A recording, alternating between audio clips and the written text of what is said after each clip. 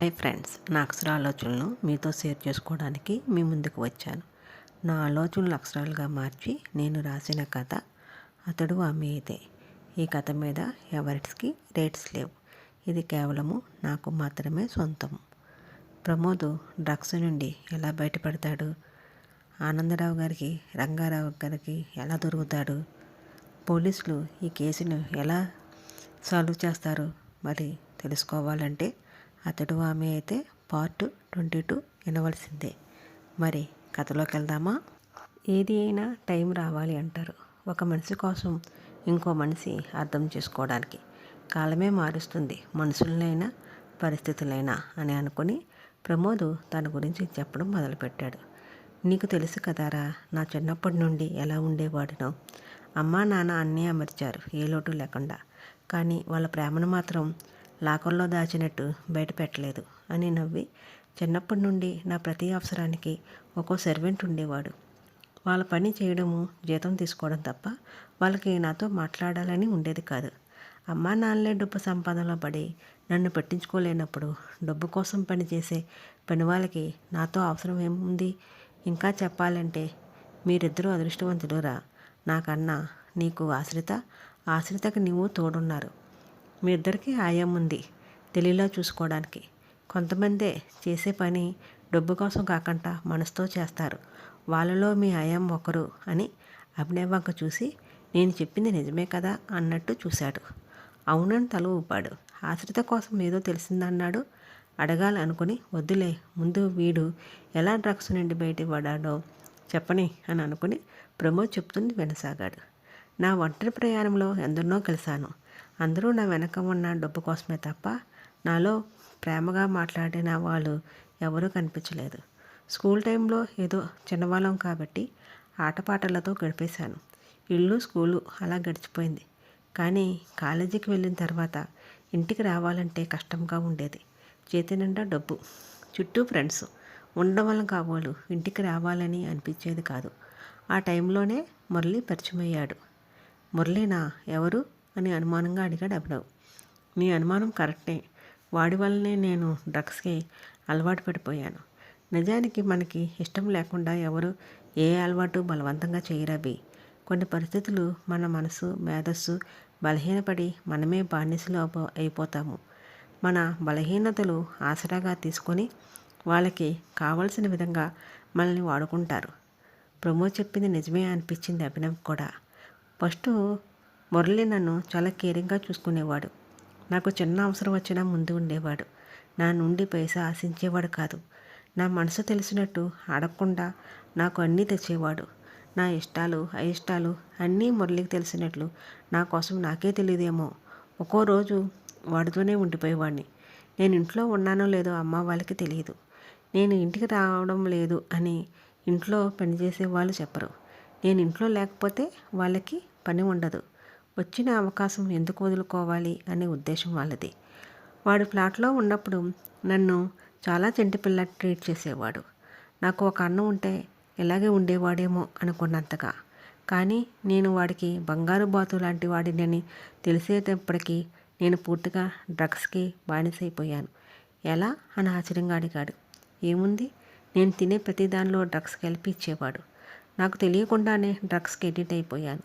ఎంతలా అంటే మురళి ఏం చేయమంటే అది చేసేలా. పూర్తిగా వాడి చేతిలో కీలుబొమ్మ అయిపోయాను.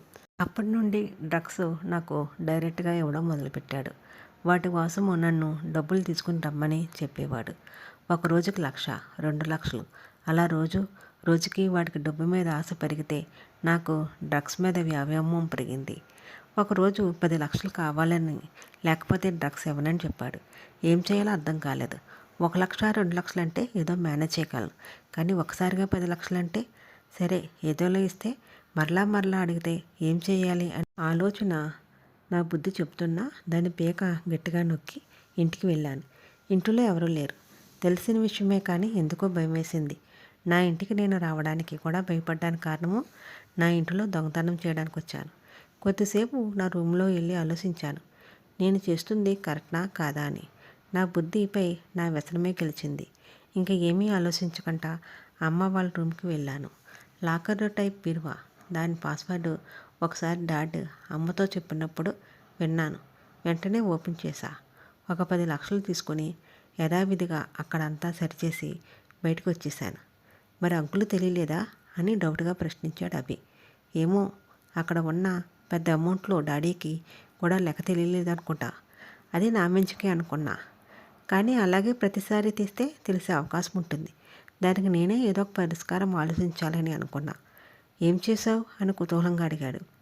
మురళి ఎక్కడి నుండి డ్రగ్స్ తీసుకొస్తున్నాడో తెలుసుకుని వాళ్ళ ద్వారా నాకు కావాల్సిన డ్రగ్స్ సంపాదించాలని అనుకున్నట్లే కానీ మురళిని ఫాలో అయ్యాను. మురళి ఒక పబ్లో ఒక అతన్ని మాట్లాడడము, అతడు మురళి కలిసి వేరే చోటకి వెళ్ళడం చూసి వాళ్ళతో ఫాలో అయ్యాను. ఇద్దరూ ఒక పాడుబడిన బంగ్లా వైపు వెళ్ళడం చూసి నేను వాళ్ళకి కనపడకుండా వెళ్ళాను. నా ధ్యాస అంతా వాళ్ళని పెట్టుకోవాలని, ఏమి చేస్తున్నారని కాదు, డ్రగ్స్ ఎక్కడ దొరుకుతాయి, అవి ఎలా అయినా సంపాదించాలనే ఉద్దేశమే. మురళి డబ్బుల కోసం చేసే బ్లాక్మెయిల్ నుండి తప్పించుకోవాలనే ఆలోచనే నన్ను వెనక ముందు ఆలోచించకుండా వెళ్ళేలా చేసింది. అక్కడికి వెళ్ళిన తర్వాత కానీ నాకు తెలియలేదు నన్ను కావాలనే ఇక్కడి వరకు తీసుకుని వచ్చారని. ఎందుకు? నీతో వాళ్ళకేం పని? నిన్ను కిడ్నాప్ చేయాలంటే నువ్వు మురళి ఇంట్లోనే కదా, మురళి దగ్గరే ఉంటున్నావు. నిన్ను కిడ్నాప్ చేసి బెదిరించి అనుకుంటే అసలు అంకుల్కి అలాంటి ఫోన్ కాల్ రాలేదని డాడీ అమ్మతో చెబుతుంటే విన్నాను. మరి ఎందుకు నిన్ను ప్లాన్ ప్రకారము నీకు నువ్వుగా కిడ్నాప్ అయ్యేలా చేయడం అని ప్రశ్నల మీద ప్రశ్నలు వేశాడు అభి. అదే నాకు అర్థం కాలేదు. నువ్వు అడిగినట్లు నేను అడిగాను మురళిని, కానీ నాకు ఏమీ సమాధానం చెప్పలేదు. నన్ను ఒక గదిలో బంధించారు. చూడ్డానికి పాడైపోయిన పాత బంగ్లాలా అనిపించిన ఆ గదిలో అన్ని సౌకర్యాలు ఉన్నాయి. నాకు తిండి కన్నా డ్రగ్స్ కోసమే బెంగ వచ్చింది. ఏది కావాలని ఎంత రిస్క్ తీసుకున్నానా దానికే లోటు వస్తుందని భయం వేసింది. పిచ్చివాళ్ళ బతిమాలను డ్రగ్స్ కావాలని. ఏది కావాలంటే అది ఇస్తానని, ఏం చేయమంటే అది చేస్తానని. నన్ను చూసి వెటకారంగా నవ్వారిద్దరు. మురళిని బతిమాలాడాను. నిన్ను అన్నయ్య అనుకున్నా, నువ్వు ఇంత మోసం చేస్తావా? ప్లీజ్ నన్ను వదిలే, మా డాడీకి చెప్పి నీకు కావాల్సినంత పిప్పిస్తా అని బతిమాలాడాను.